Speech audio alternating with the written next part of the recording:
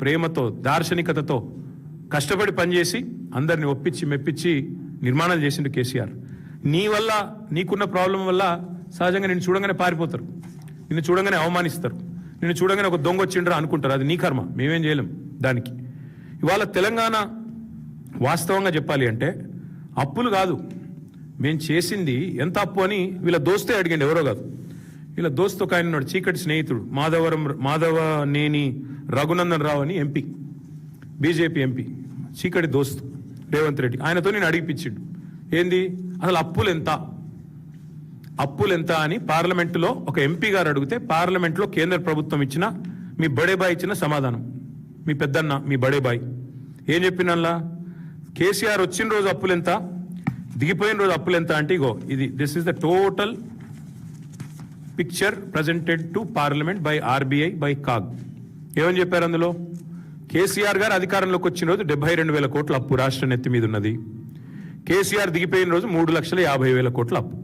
Total public det of Telangana. ఇది పార్లమెంటులో సాధికారంగా కేంద్ర ప్రభుత్వం రిజర్వ్ బ్యాంక్ అడిగి ఇచ్చిన లెక్క. నీ ఇప్పుడు అందులో ఏంటంటే విషయం, మేము వచ్చిన 72, మేము దిగిపోయినాడు 3,50,000.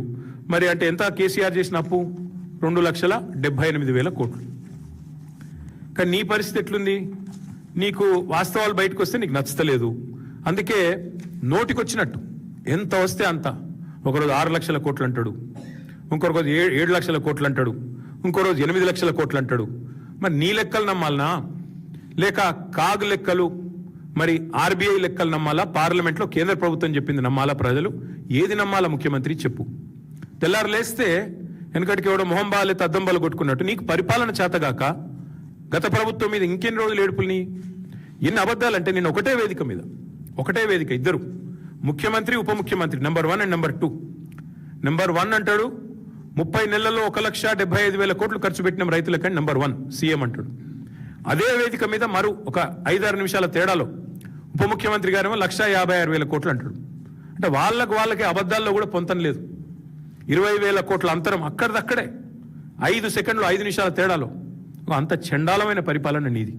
ఇంకొక మాట, ఇది కాగ్ రిపోర్టు. ఇందులో నెలకు ఎంత వీళ్ళు కట్టింది 2026-27తో సహా మొత్తం ఉంది, కావాలంటే 25 ఉంది, 26 ఉంది, 27 ఉంది. ఏ నెల కూడా వీళ్ళు 2,400 2,500 కోట్లు దాటి కట్టలేదు. కానీ ఏం చెప్తారు, ప్రతిసారి 6,000 కడుతున్నాం, 6,000 కోట్లు కడుతున్నాం, 7,000 కోట్లు కడుతున్నాం. వాళ్ళ ఇష్టం, నోటికి మొక్కాల. ఇది కాగ్ లెక్క. మరి కాగ్ లెక్క నమ్మాలా, నీ కాకి లెక్కలు నమ్మాలా? అంటే అప్పుల్లో మీరు చెప్పేది తప్పే, మిత్తిల్లో మీరు చెప్పేది తప్పే. మళ్ళీ ఇంకా దాని మీదకి వెళ్ళి తెలంగాణ ఏదో దివాలా తీసిన రాష్ట్రం అని నువ్వు మాట్లాడే మాటలు.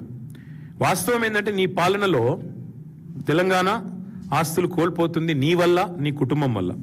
ఎందుకంటే ఎంత ధనిక రాష్ట్రమైనా, ఎంత గొప్ప రాష్ట్రమైనా ఇంతమంది ఒకటేసారి దోపిడీకి దిగితే ఉంటుందా? 7 అన్నదమ్ముళ్ళు, ఆయన పొంగు లూటి, పక్కకెళ్ళి ఇంకా వేరే లూటి, ఒకరు కాదు 10 మంది ఒక దండుపాలెం ముఠాలాగా తగులుకుంటే ఎంత పెద్ద రాష్ట్రమైనా, ఎంత గొప్ప రాష్ట్రమైనా మీ భూదాహానికి 1,00,00,000 ఎకరాలు మీరు ప్రైవేటెడ్ లిస్టులో పెట్టి మీరు చేస్తున్న 30% లూటీకి, మిస్టర్ 30%లు, మినిస్టర్ 30%లు, మీ లూటీకి, నీ బెదిరింపులకి చివరికి మీ పరిస్థితి ఎట్లా ఉందంటే, మీ సొంత మంత్రుల కుటుంబ సభ్యులు చెప్తున్నారు కదా, పారిశ్రామికవేత్తల తలకు తుపాకులు పెట్టే దిగజారుడు సంస్కృతి ఇవాళ ఈ రాష్ట్రంలో తెచ్చింది ఎవడు? రేవంత్ రెడ్డి కాదా?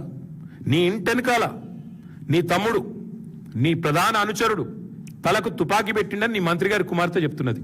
That is the state of Telangana, that is the fate of Telangana under Revanth Reddy. మీ కబ్జాలు, మీ రెవెన్యూ మంత్రి కుటుంబ సభ్యులు, నీ అన్నదమ్ముళ్ళు, ఆఖరికి ఎల్ఎన్టీని కూడా ఇష్టపెట్టలేదు కదా మీరు. ఎల్ఎన్టీ సిఎఫ్ఓను జైల్లో పెడతా అని బెదిరిస్తేవి, ఎస్బీఐ వాళ్ళు కోర్టుకు పోతే వాళ్ళను బ్లాక్మెయిల్ చేయబడుతుంది. మరి నీ బేకార్ మాటలకు కొత్తగా ఉన్న పరిశ్రమలు పెట్టాడు వస్తాడా? అందుకే నేను అనేది రేవంత్ రెడ్డి గారు, మీరు రాహుల్ బంధు బంద్ చేసి, పొంగులేటి బంధు బంద్ చేసి, బ్రదర్స్ బంధు పథకం బంద్ చేస్తే అన్ని సెట్ అవుతాయి. బ్రదర్స్ బంధు, పొంగులేటి బంధు, రాహుల్ బంధు, రైతు బంధు లేనేలేదు కదా ఈ రాష్ట్రంలో. ఇది వాస్తవం. ఇంకొక మాట కూడా నేను చెప్పేది వారికి, అప్పుల విషయంలో నువ్వు చెప్పేది శుద్ధ తప్పు. అట్లాగే మీరు నెల నెల కడుతున్న మిత్తిల విషయంలో నువ్వు చెప్పేది శుద్ధ తప్పు. సంపద విషయంలో కూడా నువ్వు చెప్పేది శుద్ధ తప్పు. తెలంగాణ వచ్చినాడు నెలకు తెలంగాణ యొక్క రెవెన్యూ 2014లో మేము అధికారంలోకి వచ్చిన కొత్తలో నెలకు 4,000 కోట్లు మాత్రమే తెలంగాణ రెవెన్యూ. అదే మేము దిగిపోయినాడు నెలకు 18,500 కోట్ల రెవెన్యూ పెంచి, అంటే 4.5 లక్షల కోట్లున్న జిఎస్డిపిని, గ్రాస్ స్టేట్ డొమెస్టిక్ ప్రోడక్ట్ని 15 లక్షల కోట్లకు తీసుకుపోయి, అంటే రాష్ట్ర సంపద పెంచి 4,000 కోట్లు నెలకు వచ్చే పరిస్థితి నుంచి 18,500 కోట్లకు తీసుకొచ్చి నీ చేతిలో పెట్టినాం. మరి ఇంకా కూడా సిగ్గు లేకుండా అప్పుల మీద తప్పే నువ్వు చెప్పేది, తప్పుడు ప్రచారం. సంపద మీద నువ్వు పెంచేది తప్పుడు మాటలే, సంపద మీద చెప్పేది తప్పులే. ఈ అన్నింటికి మించి మళ్ళీ రైతు బంధు విషయంలో కూడా మీరు నిన్నటికి నిన్న మీరు మాట్లాడిన దిగజారుడు మాటలు 1-2 కాదు, ఎన్ని తప్పుడు మాటలు నిన్న కూడా. రాష్ట్రంలో అంటే ఈయన వచ్చినాకనే రైతులకి ఏదో గొప్ప పని చేసినాడంట. ఏం గొప్ప పని చేసినావా నువ్వు? వాళ్ళ రాష్ట్రంలో ఏ రైతును అడుగుదాం చెప్పు. ఎంత మీరు ఎగ్గొట్టింది ఎంత ఇంతవరకు? ఈ రోజు వరకు కాంగ్రెస్ ప్రభుత్వం వచ్చిన తర్వాత ఎగ్గొట్టింది ఎంత అంటే